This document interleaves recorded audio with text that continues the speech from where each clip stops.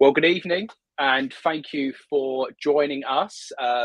First of all, I'm delighted to welcome Damien onto Good the evening. Coffee Pod. I've had a bit of a week off YouTube. I needed a week just to recharge the batteries. No car boot sales this weekend, or none that I got to personally. My two normal ones outdoors were both called off.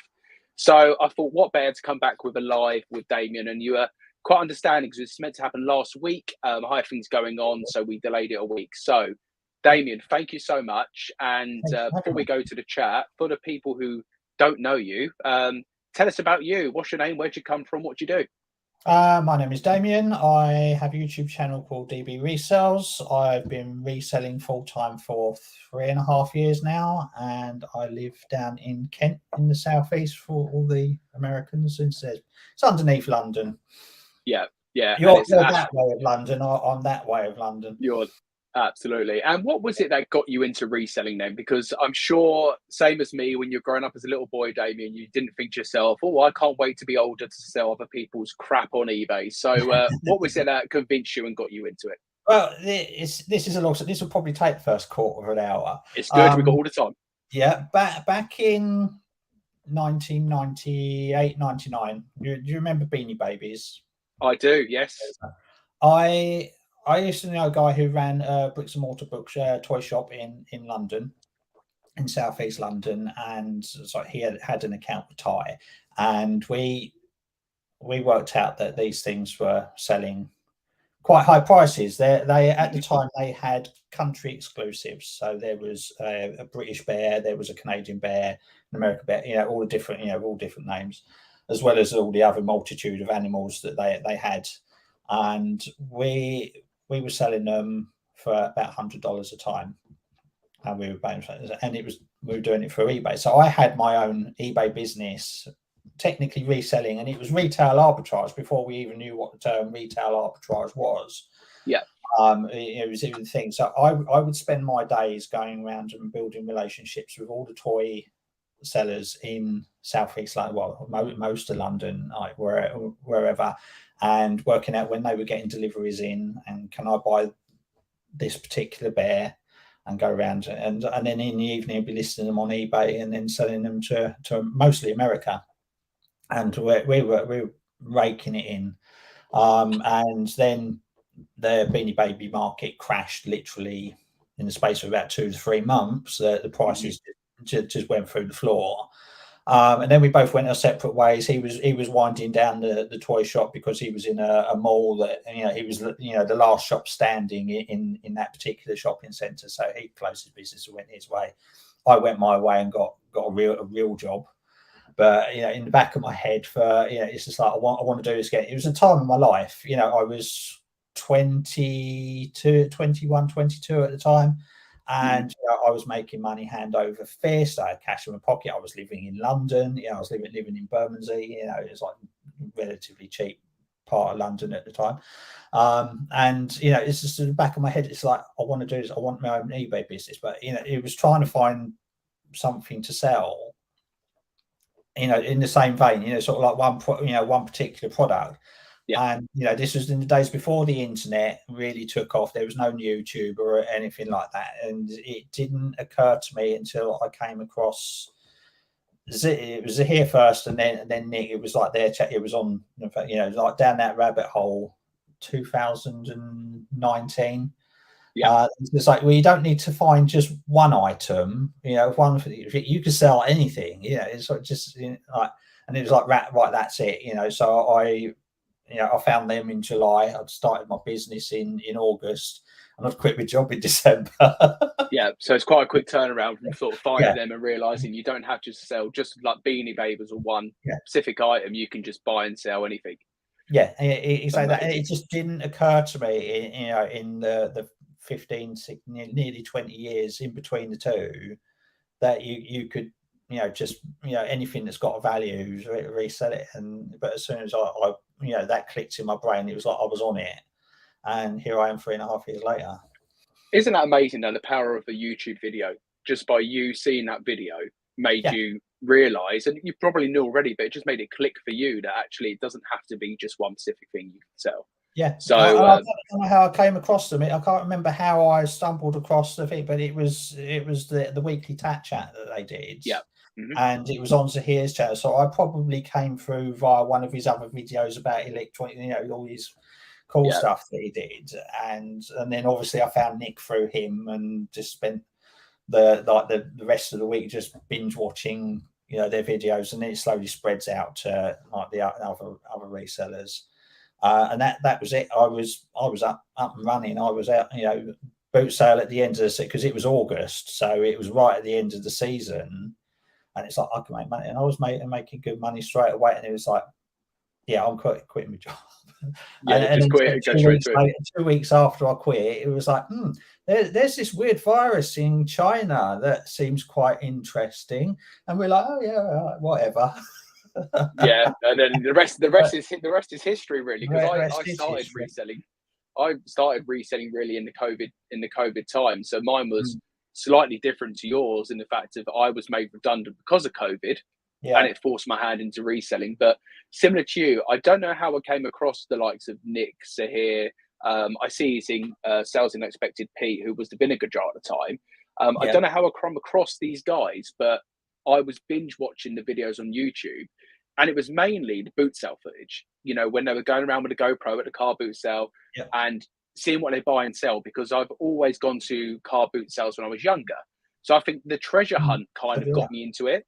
And then you watch them on YouTube and you think, oh, this looks really easy. And then you start doing it yourself and you realize it's not as easy as sometimes it seems. Well, on YouTube. Reselling is easy, and it's the perfect side hustle. But to do it full time when it's your only income, that's when the hard work starts, because you've got to keep constant, like not non-stop through everything, and whether you can be bothered to get up or not bothered to get up. So if you're part-time and you've got a full-time job, you say, oh, okay, well, I can't be bothered to go to the boot sales this weekend. I'm not getting up at 5 o'clock in the morning. It's horrible. But yeah, absolutely. Right, let's catch up with the chat quickly and we'll carry on. If you've got any questions for myself or Damien, guys, chuck them in the chat. Happy to answer any questions as long as they're clean. So we've got Secret Carpet in. I'll zoom through this quickly. Line Mike Vinty, AC Global Reselling. Hi, guys. Tap Peddler. Subscribe to Tap Peddler. Derek's in. Hope you're good. We've got Robin in. Dig Vintage. I said hello to Pete. M's Den. Ian J. And let me see if I've missed anyone. Fire Retro. Michelle's in. Hope you're good, Michelle. Speak to you later on tonight. Fix It for Reselling is in. Sean's Everything Clothing. Shabba's in. Let's have a look here. Damien, is your unit a shipping container in a yard or inside unit like safe storage? It looks like you have electric in it. Just wondering what your setup is. Good question. So it is a shipping container. With the sort of 20 foot by 8 foot, so it's 160 square foot, and it's in a yard. There's rows and rows and rows of them, but they do have electric. You can have the option of having the electric installed. So they just drill a hole in the roof and they just put a panel on the wall with a double plug socket and a light, and away you go. And they charge £10 a month extra for that. So I pay £150 a month with electricity. So it's quite cost effective. Yeah, for that kind of money, absolutely. Okay, we've got Sean's in. Lucy's Bees World, hope you're good. Luxury Pickers, I want to shout out the Luxury Pickers because I have been binge watching their videos because I'm trying to learn more about clothing.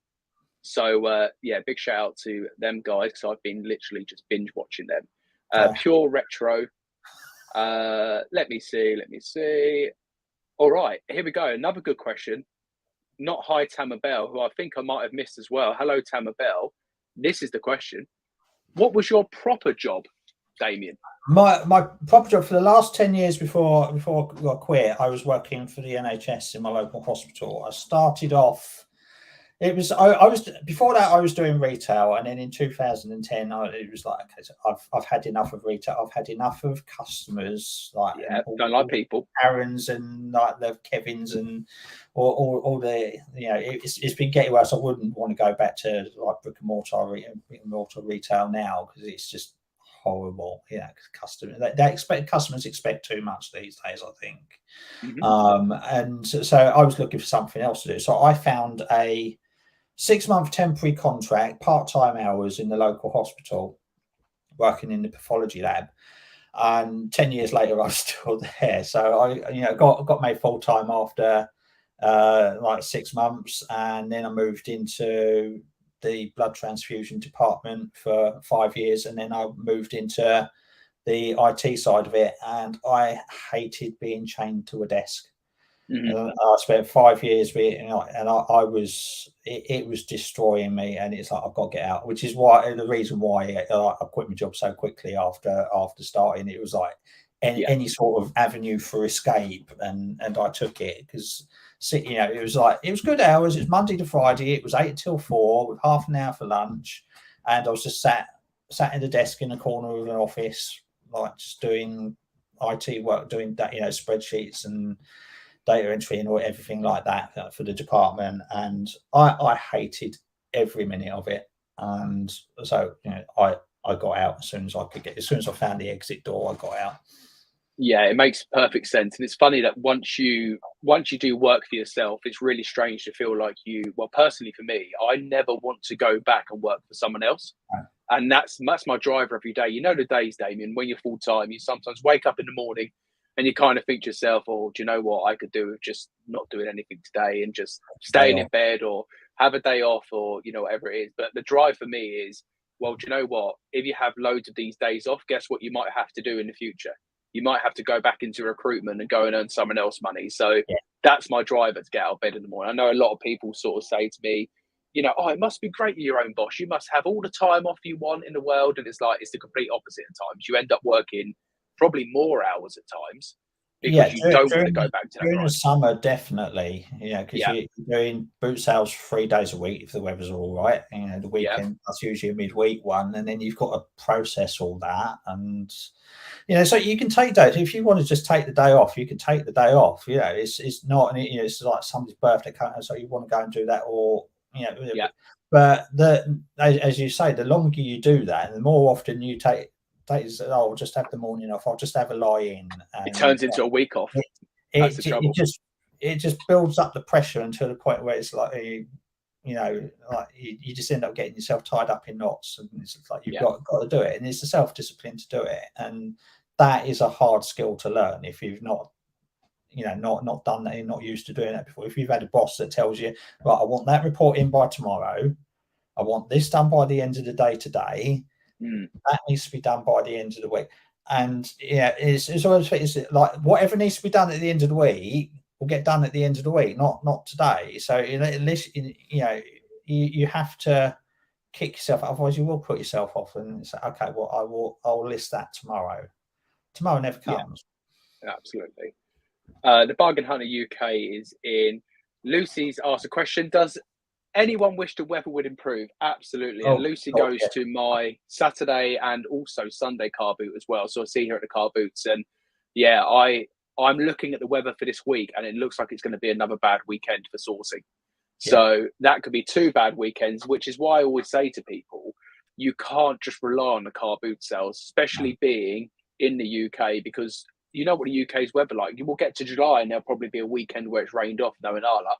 So you've got to have other backup sources as well. But I think we're all hoping for a lot nicer weather.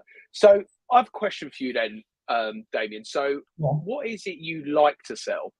Because are you very much like me? You kind of, if you can pick up something and it's making a profit, you're going to do it and you're going to sell it.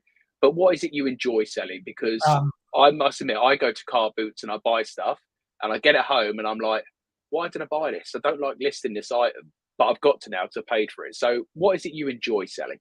I like also, it's like very, very similar to what you do. So all the small electronics, anything that fit in those little green eBay boxes, perfect. Whether that's a camera, whether it's a DVD box set, those boxes are magic. They're the perfect size for a whole range of items.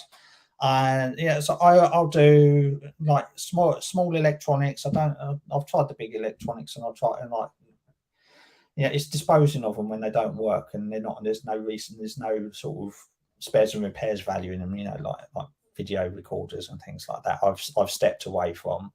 I don't like doing clothes. I've tried, and it's just I just hate it. I'm not the most fashion conscious person you'll ever meet.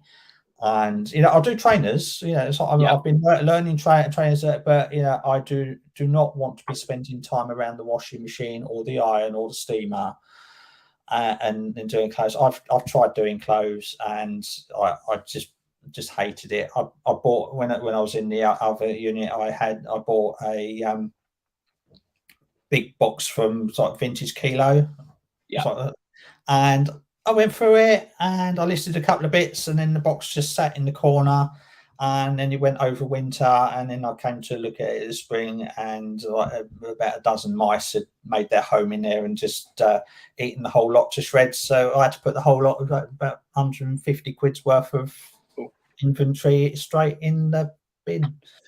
So Damien, forgetting the money side, because obviously that's hard to take. How grateful was you deep down that the mice had ate all the clothing, so you didn't have to do all of it? Yeah. You probably put them in there yourself.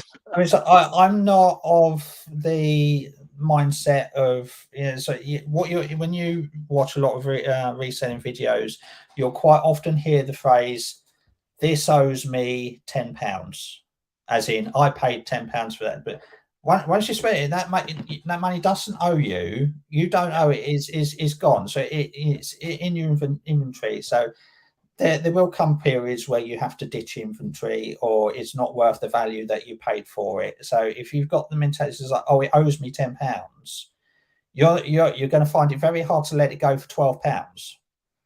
It's like, oh, that owes me a tenner. By the time I've taken fees out, I can't accept because I'll only get £8 back. It's like, no, it's like that's worth £8 to you, and like whatever you can get for it. And sometimes it's worth nothing when you have to ditch it because it's been eaten by mice or whatever. So that £150 didn't bat an eyelid over it, because it, you know, it's just all part of the inventory. And that's a good mentality you have, because I completely agree with that. You know, you go to the car boot sale, you might pay £5 something, get it home and realise it's not worth, or it might only be worth £5 and you failed. But if you just focus on that, it's gonna destroy you, because you forget about the thing you picked up for £2 that you're going to sell for 90 quid.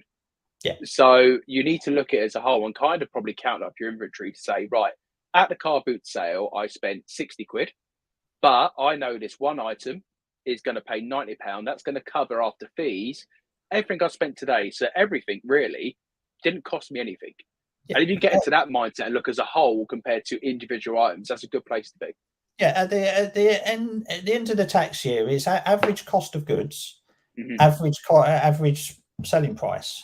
Yeah, as long as the ASP is more than the average cost of goods, you're golden. You know, it doesn't matter whether you spend £6 on something, £50 on something, 2p on something. You know, it's like you spent £10,000 on stock this, you know, last year. It doesn't matter what, it doesn't owe you. Like, you know, you buy £10,000 worth of stock, sell it for 40,000, okay, and then take it, you end up around about 25%, you know, profit. You know, if you go into the nitty gritty, you know, apart from when you're first starting out, when you're trying to work out what your profit, you know, where your profit margins are, but when you're doing it for 3, 4, 20 years or whatever it is, you know, it comes in, you add it in, you add it to the total, and you deal with it at the end of April, the beginning of April. We've got Cooking Hayden in. Chris, hope you're good. Let me just see. Alan's in. Fire Retro, I'm sure said hello, if not hello as well. So I have a question for you. I'm just going to make sure I haven't missed any questions. I'm trying to keep up with the chat. So I have a question for you then. What was it that got you into YouTube?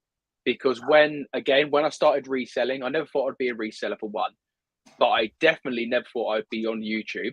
We got a new guest. We've got a cat. My cats are in the house, so they won't be joining us tonight. But what was it that got you into the YouTube side? Because, as I say, when I started, and I still do, binge watch other YouTubers, see what they're picking up, see what they're finding. And everyone used to always say to me, why don't you do YouTube? Like, I haven't got time for that. I'm too busy, I haven't got time. And it's something was a bit of a change for me. But what was it for you that kind of made you think, oh, do you know what? I want to give this a go. I started my YouTube channel when I went full time. it was like that. That was literally my first video. Was when I went full time. I quit my first video. Is called "I Quit My Job to Sell on eBay." Yeah.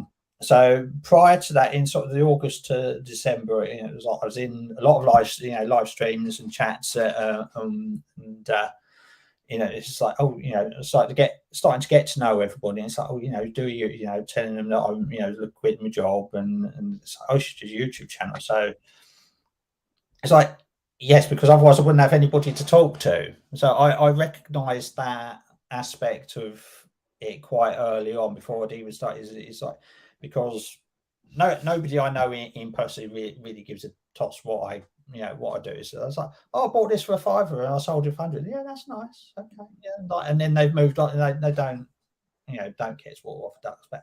So I understood the need to have some sort of social network of people that that do research, and it's like, and YouTube is the route into that, where you can talk to people and have have conversations and share what you bought, and like pick up tips. So I started YouTube pretty much as soon as I went full time, and because I made that known, so I got off to quite a flying start. I think I made it to 1,000 in probably about the same sort of time frame that you did, because the day I did my first video, I think I already had about nearly 100 subscribers before I even published my first video, because I was talking in the chat to everybody, and they were already pre-subscribing. I mean, Bumcrack Picker, he's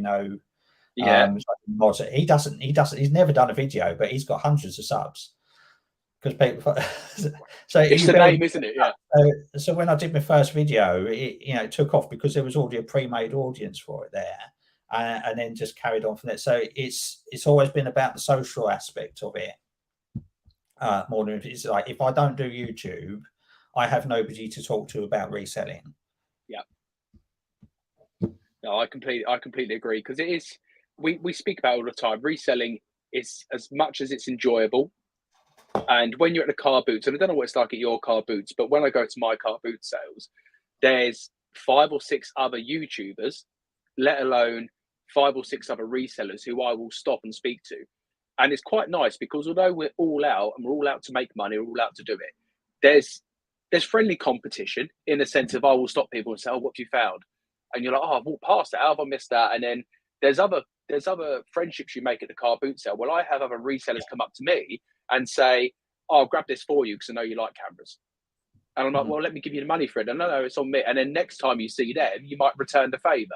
Yeah. So although you have that interaction, when you're day to day sitting here effectively doing a data admin job and a photography job, is what reselling is when you break it down, it is lonely. So I agree. I think the YouTube side's quite nice to actually build relationships and to be able to kind of, you can sit there and you can, like Chris does a lot of the lunchtime lives, where he can just stick a live on, and he gets people to come and join him, and you can just work together for a couple of hours.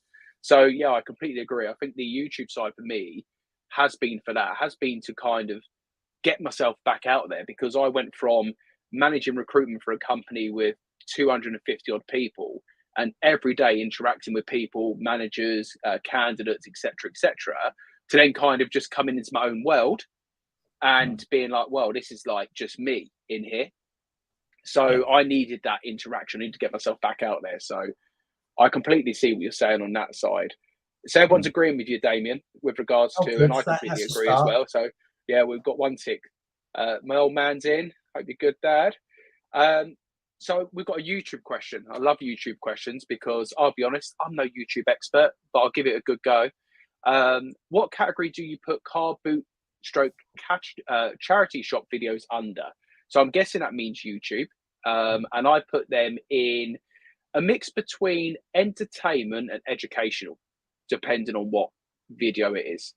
What about you, David? I put mine all in sort of like blogs and whatever it is. I can't remember what it is. So it's blogs and people or something like that. It's whatever it is. That they're all under that. It's all on the auto like fill in. Well, it populates itself. I don't think that necessarily makes much of a difference, because it's your content. If you do good titles and good thumbnails, then you could put it under whatever category, as long as it's vaguely relevant and Yeah. it will find its audience. I mean, the reselling YouTube community is, in the grand scheme of things, very small. There's probably only around about 10,000 people at a time that are interested in it, judging by the bigger like George and Chatty Pete, and Yeah. you know what they top out at each video, unless it's like a video that breaks out to a wider audience. But if you look at their average views, it's like 8 to 10,000. So that's the core audience, and then obviously the small channels we get like 1 to 2,000 a view. So you know it's a very, very small community, and we all know each other. You know, everybody. You know, all the names in your chat tonight are in Chris's, in Nick's, and it's all it's all the same people that are the core interest. People come and go, but you know, if you do reselling videos, then the people that are interested in reselling will find you eventually. Yeah, I think you're spot on. I think you're right. The category doesn't really matter, because there's an argument that reselling videos could go into finance category as well. So I think there's 5 or 6 categories that they could go in. But I would just say, if you're putting out videos, and what I do most of the time, I just let YouTube decide where it sits, and that's where I kind of leave it. We got Night's Life in. Hope you're good, Rich. I'm just making sure I haven't missed anyone. Yeah, so Tamma Bell say they're doing entertainment. Luxury Pickers, we don't have time for YouTube. That's why we only do 1 video a day. Well, that's a lot of time for YouTube, because I remember doing I think I spoke to you, Damien, about this. Well, I remember doing Vlogmas, and it absolutely killed me, because putting out a video every single day. It's funny, because when I used to watch Vlogmas videos, and when I used to watch Shed Flips a lot, and I still watch his channel, but at one point, I think he done a video every day for about 5 months, and he said he was going to do it for the whole year, and he got burnt out. And I was thinking, well, it's only a 15, 20-minute video. Surely it can't be that hard to stick the camera on for 20 minutes. And then when you start creating videos yourself, you realize that 20-minute video you're putting out to people is actually taking hours to put out. So, and then you complain about how much Vlogmas killed you. You went ahead and did a 24-hour stream a couple of weeks later. Yeah, and you know the 24-hour stream, that for me, it was really enjoyable, because I've always been one to challenge myself. I've done a small triathlon before. I've done a charity boxing fight before. I always need something to stimulate my mind to say, right, if I put myself to something, I can do it. And a 24-hour stream was just that. It was a case of, is it possible for me to sit here and do eBay for 24 hours? And don't get me wrong, I wasn't working at a crazy pace. No. But that was because you had people in the chat and interacting with people and getting people in. Where I think if you was to do a 24 hours on your own without the interaction, it'll be soul destroyed. So having the YouTube side and having people come in, and what was a real lift at the end was having the likes of Nick and you pop in and other people come in at the end, where it's kind of all done. We had a drink together, and it was kind of like, that's the end of it kind of thing. And I was looking at the clock thinking, right, I've got 45 minutes here where I don't need to do any more listings. I just can chat and just enjoy it. But I might be doing another one, but summertime, because that was the only thing that was quite cold in the shed. So I think summertime will be a bit nicer. So watch this space. It might be happening again. We've got Jade in. Hope you're good, Jade. Let me just see. I don't want to miss any questions if I can. Fire Retro says, I cannot bring myself to do YouTube. I don't even have many listens yet. I have tons of stock unlisted. Need to find more items, better routine. I'm just part-time selling at the minute. And you know what I will say is, you don't have to be on YouTube to be a successful reseller. No. So, YouTube's not for everyone. You might enjoy doing Instagram. You might just enjoy not doing any of it and just coming and talking to people who do YouTube. And again, that's absolutely fine, because that's what I done for 1.5 years of full-time reselling. I wasn't interested in making any content and putting it out there. But did I like YouTubers? Absolutely, because that's where I've learned a lot of my knowledge from watching other people. So I know a lot of people don't like YouTubers, and again, that's fine. That's an opinion. They're entitled to it. But I've learned so much from watching other resellers do eBay, and also kind of see, oh, well, Damien's picked that up at the car boot sale. If I see that at my car boot sale, I know it's worth picking up. And I've done it many a times where I've seen like Nick Hills or yourself pick up something the week before, and then that weekend I've seen it at the car boot sale. I'm like, right, I know it's a guaranteed win because I've seen them pick it up, you know? So you just learn a lot from people. But yeah, no pressure with regards to YouTube side. And what I will say about YouTube, and Damien, you probably agree, you need to keep it enjoyable. Yeah, And I I think was that's going to say, why I took only a do week it off. if you're going to enjoy it, because you know there are times where it's like you feel obligated to put a video out. Yeah, And I tried to do Mondays, and I didn't do a video yesterday because I'm trying to sort the container out. And I haven't even listed for the last few days, like since Friday, because I've been sort of, it's like I need to make space. I can't carry on the way I'm going. So yeah, it's, so I sacked off the video for Monday as well. And yeah, it's like you need to learn that. So if if especially if you get into a routine, it's like every Monday you do a video, or every 2 videos a week, or whatever. Don't let it get to, if you can't do a video that way, it's like life gets yeah, in the way. yeah, It's like, just go, well, sorry guys, no video this week. Tough. There's 50 other YouTube channels out yeah, there video this yeah. weekend. Go and watch them. I'll be back next week.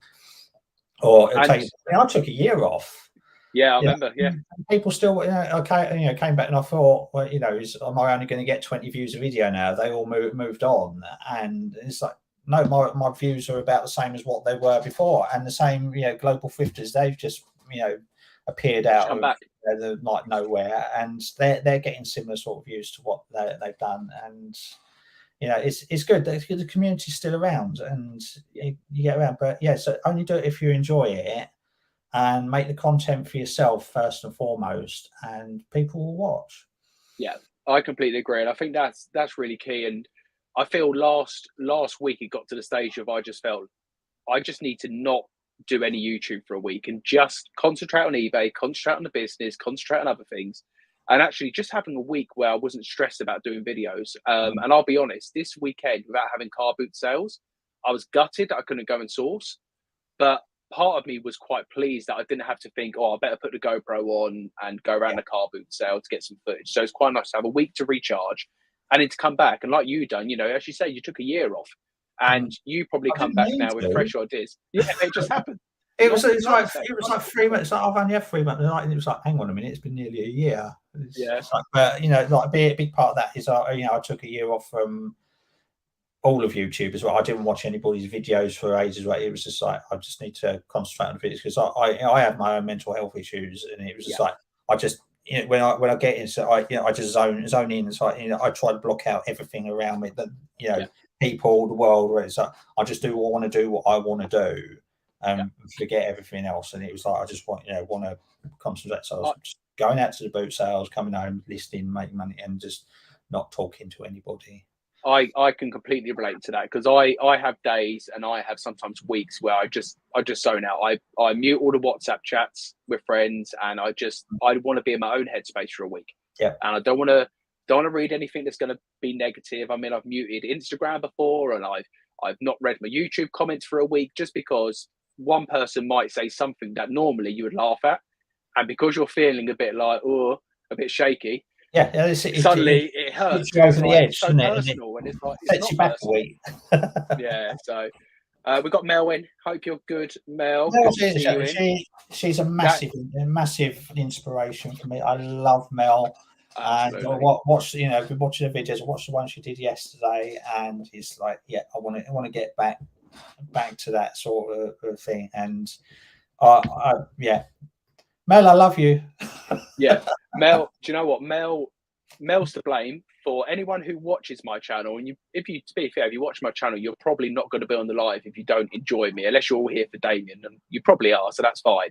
But if anyone doesn't like my content, Mel's to blame, because Mel was the one who finally said to me, "Go and watch my first video, James, and see how bad it is, and then just record your first video. It's going to be rubbish. Your first 100 videos is going to be rubbish."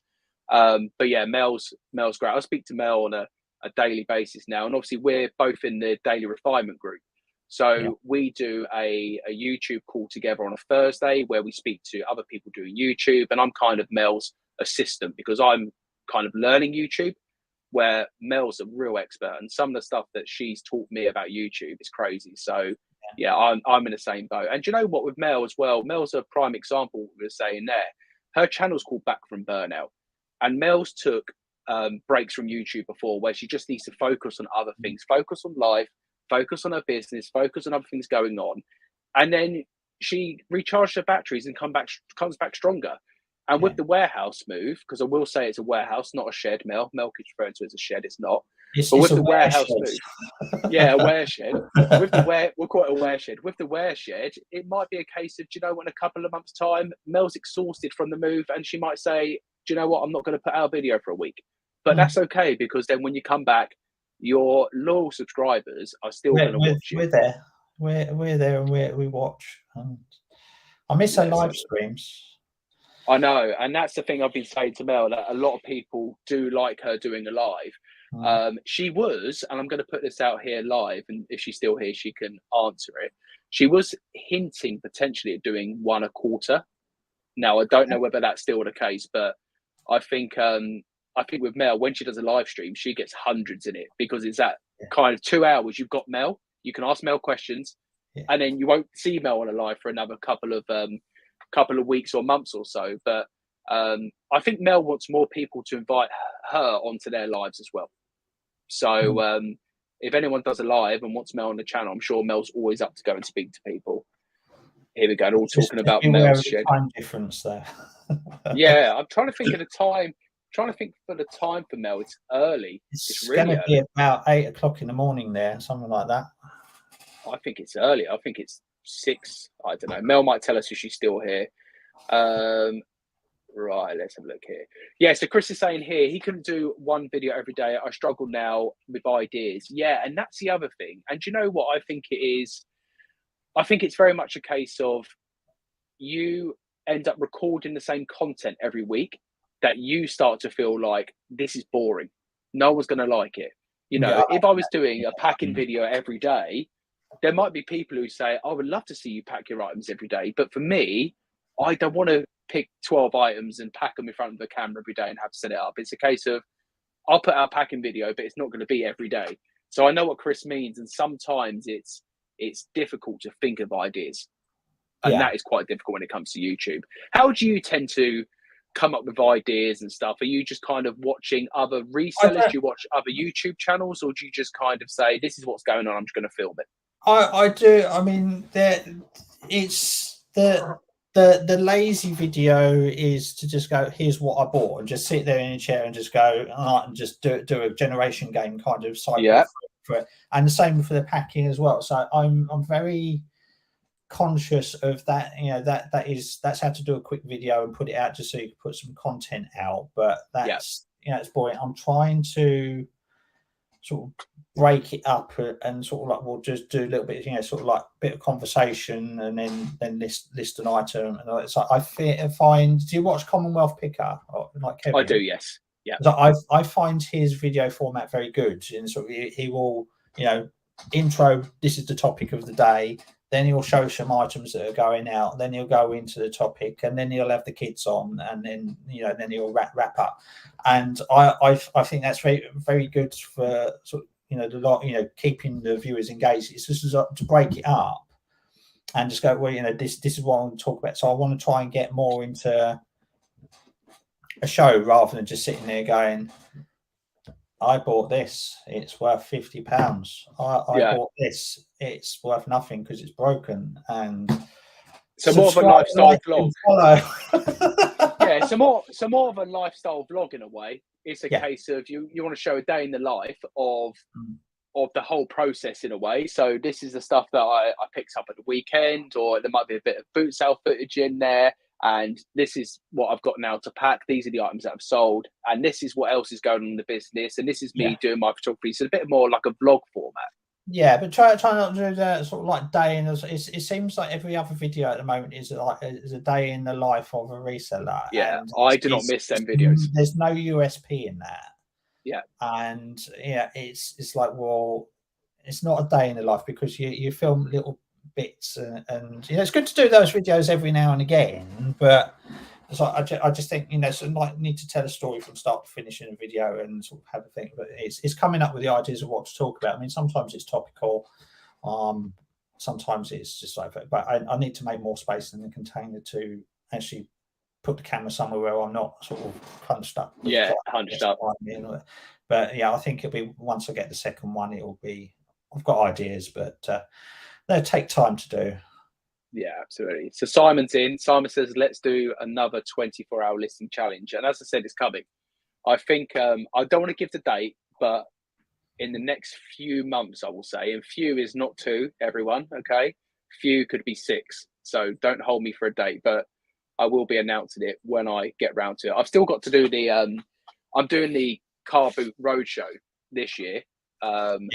With the destination. So that is kicking off at the end of this month, starting down in Cornwall. So that's where we're starting off. And to avoid any confusion for people who haven't seen the video when I announced it, this is not me doing it over a weekend and driving from Cornwall to Scotland and stopping at all these different car boot sales. This is over the course of the summer, basically, or spring, summer, where I'm going to visit 12 destinations in the UK, go around their car boot sales, and then kind of probably have a bit of a tier list to rate what I thought was the best car boot sale and why. And it's not just on where I got the best pickup. It might be the nicest location or the friendliness of the people there, or, you know, whatever it may be. So you'll have to do a rate the toilet sort of facility. Well, rate the facilities, rate the burgers. The burgers I can do. Yeah. The toilets, I must admit, like I said on my thing when I announced it, I don't think I've ever been to a car boot sale toilet. Some of them just those blue TARDISes, and some of them have actually got like the one at Herne Bay's got sort of built-in facilities, which depends on what time you get there in the morning, are all right. But the burgers are all right there as well. But others, you see, you can rate it on different things. Sort of, whether they make you wait and queue up and everybody all in at the same time, or whether. And I've been to that car boot sale you're talking about, because I've mentioned to you before, because I was there. We were on the same field at the same time. What, at the same boot sale I was there? Yeah, when you were down in Herne Bay for that Saturday, when you were down visiting family, and the pitch was absolutely waterlogged and it was muddy as muck. Yeah, I remember. There. I was there trudging around the same aisles that you were. You should have come up and said hello then. I obviously didn't pick. You get so focused and you're walking down like that. Where to see it. I don't even notice what's hanging up on the. Do you know what I can tell you when that was? It was just after the Queen died. Yep. That was because they tried to play the national anthem before, and it was hideous because they tried to play it through the little sound speaker, and no one could hear it. And it was like a minute silence playing the national anthem. Yeah, and it was like, what are they doing? They've got like a phone. It felt like they got a phone up to the speaker. Yeah, that's right. It was awful. I mean, but like comes October, they were playing Christmas music through those little tambourines. Yeah. But yes, so we've nearly met. We nearly met in person. We were at the same boot sale at the same time on the same day. But I will be. I mean, I go down to Kent quite a bit since I've got family there. So next time I'm in Kent, we will definitely arrange it, and we'll go around the car boot sale. And we'll get some footage together, go around, and I promise you, when I go to other people's areas, I always say you get first dibs. So I promise you, I won't buy the best stuff right under your nose, but I might come up to you like I've done to Car Boot Chris, without even realising, and picked up 2 vintage Guns N' Roses t-shirts for £1 each.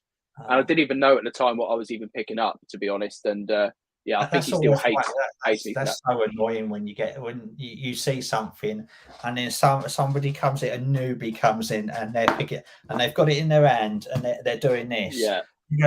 Like, it's £5. He's like, that's worth £100. Put it down. Put it down. And then they're looking on eBay, and you're thinking, I'll give you the £5 now quickly. It's like, oh no. Question for you, Damien. Do you set yourself listing sales goals? Great question. Where do you see your business in 1 to 5 years? Right. Okay. So yes, I do, but I'm not telling you what they are. Okay. Secret. Yes, I do set the listing goals and the sales goals. Obviously, the sale, it's you're like depending on what stock you've got coming in and how well eBay's behaving and all that. But I know what. So I always want to beat I always compare to the previous month, the same period last year. I don't look at the previous month or whatever. I look at historical data, sort of like March compared to March. Yeah. So yes, I do it, and I've got goals where I want to be. And I've got a board. You might have seen it in the videos. It's up on, magnet on the walls. I write down each day what I list and what I sell, and I've got targets for where I want to be based on what I think I can do compared to the previous months. Where do I see myself in the business? We want to move to a bigger place. So we're looking at a 2-year time frame from this April of, so I need to make my income a set amount with Luke's wage and my wage as what I get in. So he's on a set salary, set salary, and know how much the deposit needs to be, what equity we've got in this place, what the mortgage interest rates and everything. So I've worked out where I need to be in 2 years' time. So sure. I've got, because I want to have 2 years of tax returns to give to them and to mortgage people. So I know what I want to earn in the next 12 months, next 24 months. I haven't thought beyond that. So 1 to 5 years, 2 years. So so I know what I need to earn at the end of the day to go on my tax returns in the next 2 years. So that's my goal. So that the goal is to build, keep building up the business to exceed that. Yeah. And go forward so that we can afford to have the place where we want to go. Amazing. So Pete has just called out all these YouTubers, and he's one of them. The best resellers I know are not on YouTube. So they are. While we've got Peter there, so he needs to check our chat group, because he was putting an appeal out earlier and then he's disappeared, as he does, because I don't think he's got Facebook on his phone. Pete, check the group. Yeah, because I've sent you some labels, mate, because he was desperate for the labels. So I've sent him some labels. So I'll answer this part first. It wasn't for a house deposit. We have a house. It was probably when I was speaking about saving, because we're looking at moving house at the end of this year. How's it going so far? I'll be honest with you, not amazingly, because I underestimated how jumping up to 14 listings a day to 20 listings a day, I kind of expected to be earning 20 listings a day worth straight away. And I was very naive to that. eBay's not caught up with you, eBay does not love us this much. So I'll be honest with you. How's it going so far? It's a disaster so far. I'm still saving money, but not as much as I wanted. But Damien, do you have any targets you've set for this year? And you kind of probably just answered it then, really, with regards to. I've got my target. So I run my year April to April. Yeah. So I've got my target, because I need to hit a set sort of profit margin. So I need to increase the turnover so I work on the basis of about 25% of what my turnover is the profit. Once all the expenses and the stocks come out and everything, roughly 20. It's a little bit either way, but for the sake of maths, 25%, whatever. So that's what I want. That's what I need to say on the tax return for my income for the next 2 years. So I need to do 4 times that in turnover.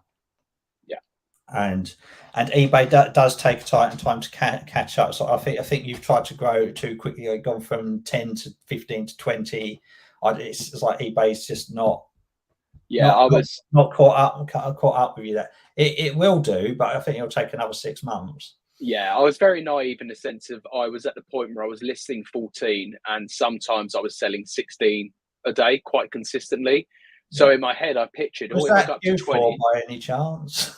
What's that? Sorry. Was that in Q4 by any chance? Well, no. To be fair, it's been pretty steady last year, but I just probably expected to go to 20 and then straight away to be selling 18 to 22, when really it stayed the same what I was selling before, but you're pumping more in. So you're right. I think if I remain consistent, another 3 to 6 months time, I'll start reaping the rewards of that. So my target's nowhere near at the moment, but we'll claw it back, I'm sure. I've noticed. I think it's. I mean, you've got. I mean, I stalk a lot of YouTubers stores, and it's like that. You're just coming up to 900 items currently in here. So I would say, look at you probably sell on average of about 10 a day. Yeah, at the moment, 10 to 12 a day. This is it. Like from looking at my own figures and looking at it's like if you sell 1% of your turnover a day, 1% of your inventory a day. So if you've got 1,000 items, you're selling roughly 10 a day. Yeah. So as you've grown your store by a good couple of hundred items already. Yeah, I need to pump more. I need to definitely pump more.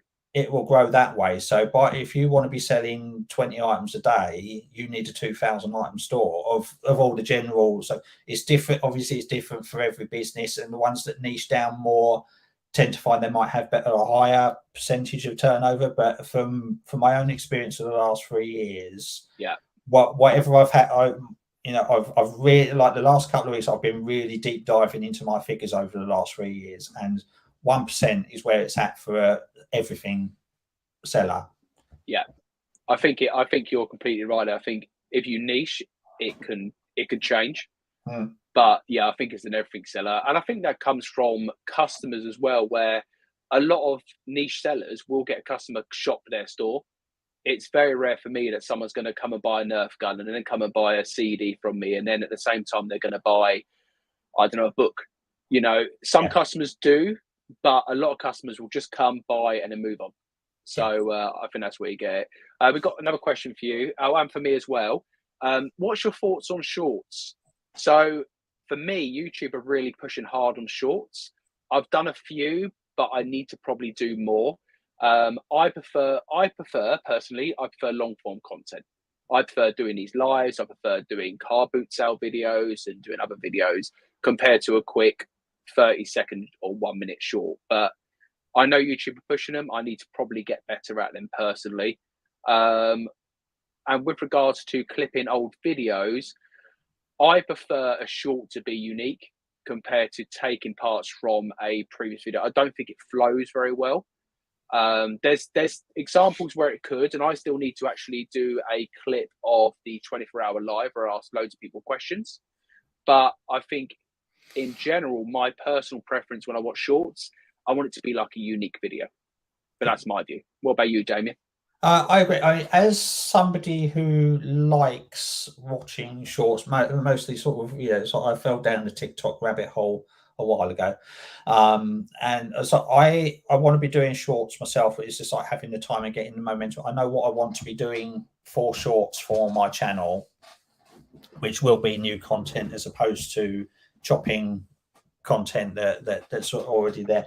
They are a good tool, and I think YouTube is going to be big on them this year. But as someone who uses TikTok and Instagram and the reels on Instagram and the like For You page on the thing, the YouTube algorithm is not as good at picking up on what you like to watch as TikTok is. TikTok's fantastic at it.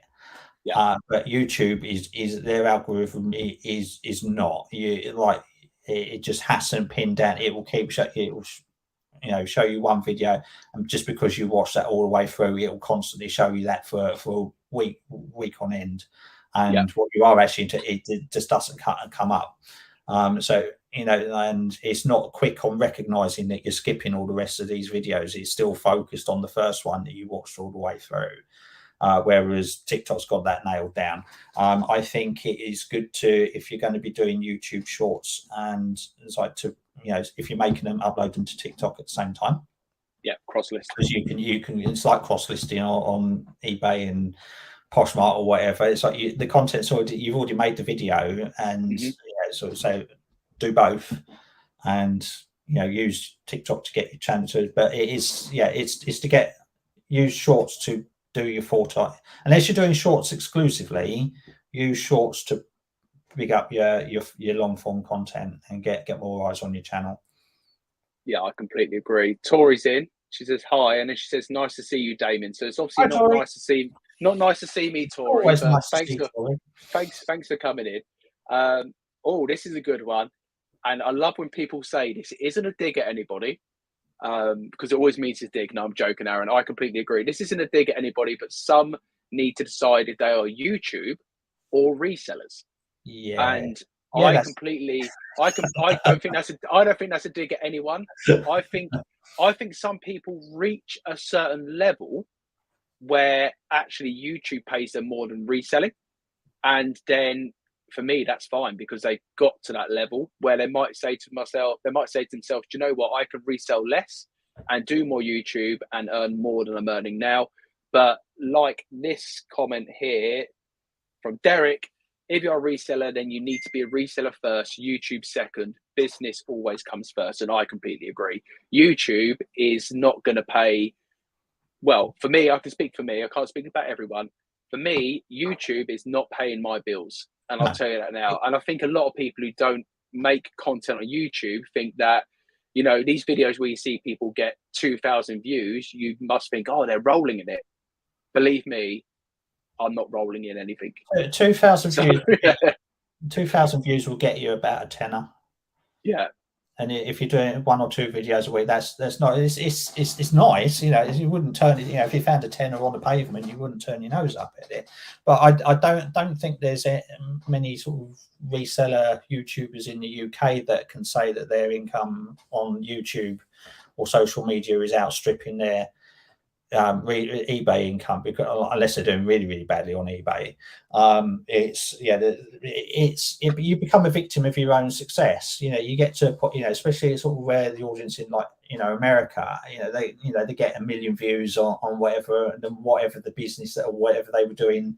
Some of the big early Amazon FBAers that, you know, got big sort of like 5 or 6 years ago, and they grew their channel and all that, and they've got 1 million subs and that. And they no longer do Amazon because, you know, like YouTube's there for full-time income, because the YouTube's making huge amounts of money. You know, they put a video out, it gets 1 million views, they're getting 10 grand from that. You know, for a day's work. You know, like no matter how well you're doing on Amazon, you're not going to get that sort of income. And there's no cost. You know, there's no cost of goods for it. So there's a cost of time and effort, and you know, and you get sponsorships and all that. So we're not on the same level in this country, you know. So you know, the reseller kid's in. Hope you're good. Simon says, has Damien heard of daily refinement? I mean, I know this answer already, but you've heard of daily refinement. Mel says, you're not my assistant. I think that's me talking about the YouTube call we do within the daily refinement group. I'm not her assistant. We're a team. Yeah, okay, Mel, we're a team. I mean, it's great though, because I'm coming from like a naive perspective when it comes to YouTube. So it's really good to learn from the likes of Mel. So I appreciate it, Mel, anyway. And we'll go back to Mel, because I've seen her say about lives. I would like to do more lives. I think once I've moved house, I'll start making them again regularly. And it's 6:30 a.m, but we are quite far behind. So it's coming up to 7 a.m. in Australia. So yeah, I appreciate you coming in, Mel. Thrifty Georgie's come in, and every time he joins and I see this hand pink waving, I couldn't work out whether he was typing this. No, but then I realised it's an emoji. There's a pink emoji hand that's on the thing. It's like StreamYard's rubbish at picking them up. Yeah, and every time he used to type it in, I used to think, like, why is he typing it in like this? And then I realised it is actually emoji. So good to see you. The reseller kid also does YouTube, and he says he puts out 3 videos a month. Just don't have the time at the moment, but I should be able to drive within 3 to 4 months to be able to make more than 1 video a week. And what I will say about video content, sometimes it's quality over quantity. You know, I'd rather watch someone's video once a week if they put loads of effort into it. It looks really good, it's really interesting, compared to watching 5 videos a week where you just think it's just the same old stuff. So yeah, I don't think it's about the amount you put out. I think it's about the quality of the video, personally. Let me see if I've missed anything. Sorry, I'm quite far behind in the chat. Will you be putting your location of Cornwall car boot sale, and how far down Cornwall will you be? I'm going to Perranporth the weekend after you. Yes, I will be sharing the location. I mean, the video will probably come out that following week once I've been to the car boot sale, but I will also be sharing it on Instagram anyway. I would tell you now, but honestly, I can't remember the name of the car boot sale I'm going to. So, Derek, I completely agree. Avoid boot sale toilets. Let me have a look here. Everyone's talking about toilets. Let me see. I'm so far behind. So with regards to you then, Damien, is anything else coming new? Are you trying any other platforms at the moment? Are you because I know a lot of people use Zip Sale. I see that's quite promoted heavily in the reseller community. Is it something you use? Do you use any other platforms to sell on, or are you strictly eBay? Do you do Amazon or? This was the subject of Chris's stream last night, Cooking the Haydens. Yeah. It was like, what, you know, all the multitude of platforms. I've tried various platforms. I did Bricklink for a little bit for Lego. I've tried Depop. I've tried Amazon, and I find that it's always at a detriment to eBay. And I can't. And so I've made a conscious decision quite recently. So I was like, I'm 100% eBay, and that's it. All that is what I know best. It's like I know the platform inside out. I know like all the little issues that it has, and you know I can cope when things go wrong with it. You know, it's just like, oh, it's eBay's killed over again, and it's like I don't. And my time is best served just focusing on the one platform. Some will say, well, it's putting all your eggs in one basket. eBay could die tomorrow. eBay's been going for 25 years. It hasn't fallen over yet. It's not going to die. It's going to keep going. Obviously, the market share will probably decrease, you know, as others get bigger. If something comes along and it's an eBay killer, which various platforms have said that, you know, have aspired to be, it hasn't happened yet. Then you know, I will move, but I will probably only ever be one platform person now, because it's like it just dilutes my time and it doesn't double my money. Yeah, I completely agree. I think when I first started, I was very much a case of I want to be on all the platforms. I want to be on Depop. I want to be on Vinted. I want to be on Amazon, Facebook, and eBay. And every item I'm going to buy, I'm going to list on all of them because, you know, I'd rather put all my hooks into all them waters.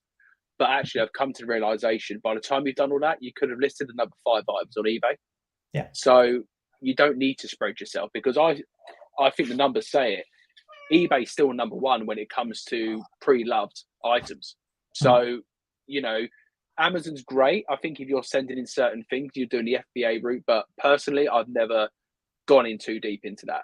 I mean, I must admit, when I started reselling, I sent some stuff off to Amazon that I brought from Boots and sent off to Amazon, and it didn't sell. Within about 2 weeks, I got it back because I'm like, I'm not wasting my time with this. Yeah. And that's someone not knowing what they're doing and just hearing, oh, FBA, it's great. You can send all your stuff to Amazon. But yeah, I'm like you. I'd just rather keep everything onto eBay and become a master of eBay, and then you'll smash it on there anyway. So we got Pat in. A reseller's blueprint says, I love it, but I'm only part-time with reselling, so it's a fun hobby for me that I would love to make full-time one day.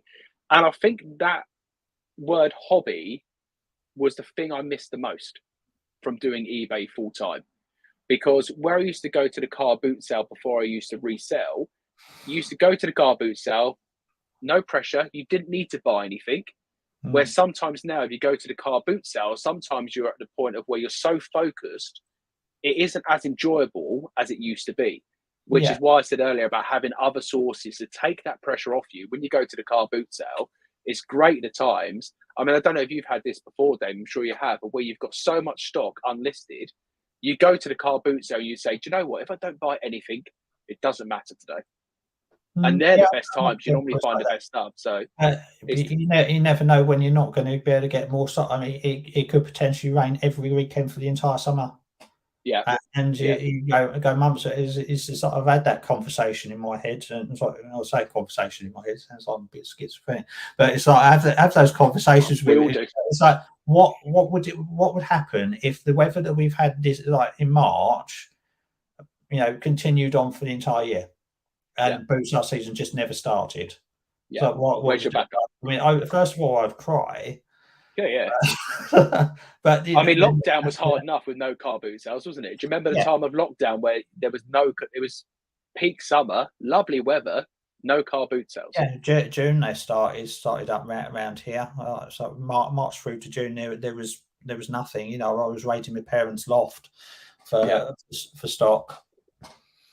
I remember trying to buy as many Nintendo Wiis as possible from Facebook Marketplace and other sites, and doing doorstep pickups, paying £15 for a Wii and selling it £100 the same day. They were the good parts of reselling during lockdown. Peter Raisin, hope you're good, Pete. Hope you've done well at your jumble sale at the weekend. I don't know when your video's coming out, but I look forward to seeing what you picked up. Alan's saying 100% agree, Damien. I did FBA and eBay 50-50. It didn't work. You're either one or the other. I see a few in the eBay community pushing FBA at the moment, and it's impossible to be good at both. Yeah. Let me see if I've missed anything else here. So Pete's saying he's just uploaded the car boot video with the cameraman trying to flog me stuff. So this is the cameraman who I done a dodgy deal with outside of the car boot sale. Oh, that one, yeah, I remember him, yeah. It wasn't a dodgy deal as such, but it seemed a bit dodgy. She's like, "Oh, come out here, and let me show you what I've got." Anyway, I brought some stuff off him, and it wasn't the best. And that's part of me, because I should have actually just said, "No, I'm not interested." But at the time, I was like, "Oh, cameras!" Eyes light up.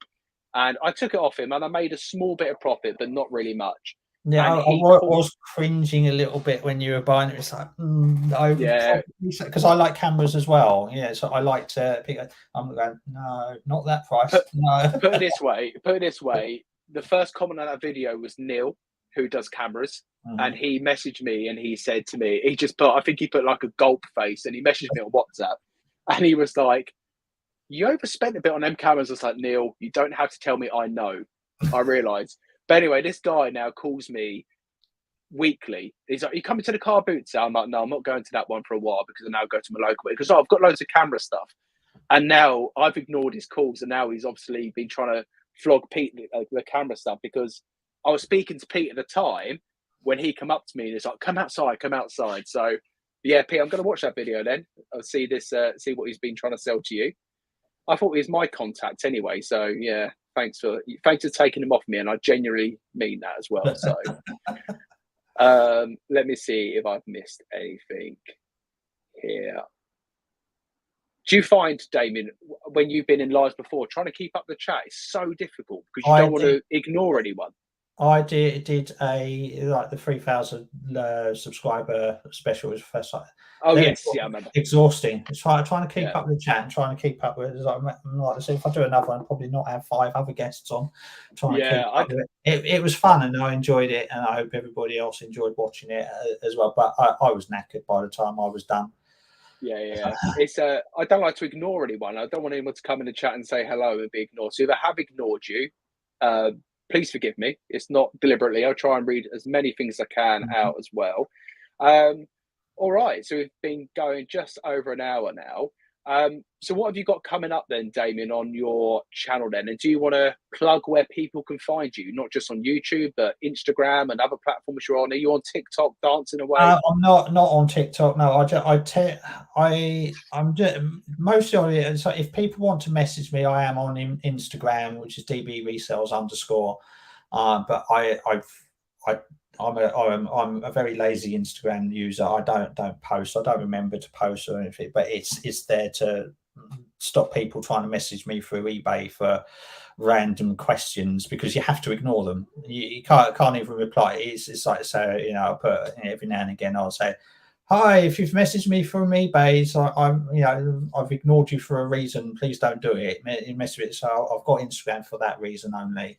But I'm on YouTube. I try to do a video a week, usually on a Monday, depending on what's going on. I'm trying to put more effort into it and learn a bit more on editing and whatnot, but it's finding the time to do it. So you'll see a gradual increase in the quality of my videos, hopefully, as we go through the year.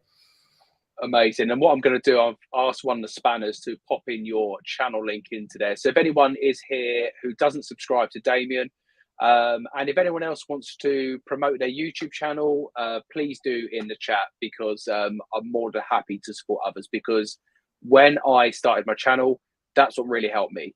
Other people shouting out my channel and telling people that I'm now doing YouTube videos to go and have a look at my videos as well. So thank you, Tam and Bell, for doing that. And if anyone else wants to chuck it in there, feel free. So it's great. Damien, I really appreciate you coming on. It's really good to have a chat with you. And I'm excited for when I next come down to Kent. It's going to be soon, in the next couple of months or so. I'll be traveling down there. Not that far away. It's all right. I know. It's like an hour. It's like an hour and 20 minutes on a good run. So I just need to find a time when we're going to go and meet down with family. And is it remote? It's a Sunday car boot or Saturday? Saturday, both, isn't it? Saturday, Sundays, and Wednesdays. Both. Okay, cool. So yeah, I'll make a conscious effort in the next couple of months or so to come down. Yeah, we can go around the car boot. Do you say yours starts in April? Is that what you said? Well, they wanted to start tomorrow. Okay. But the weather and like you know what the field's like when it's wet.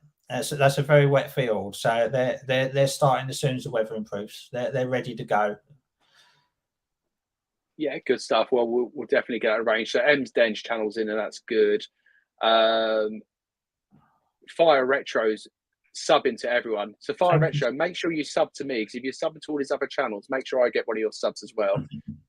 Yeah, get Peter Ray to 2K. That's got a good little ring to it. So yeah, get Pete up to 2K, and we'll leave it. Yeah, we'll leave it on Thrifty Georgie's thing here. Don't sub to my channel, Reverse Psychology. Very clever. So I'm going to say this: do not like this video after. Okay, do not put any nice comments after this video has been released on YouTube, because I don't want your likes and comments. Okay.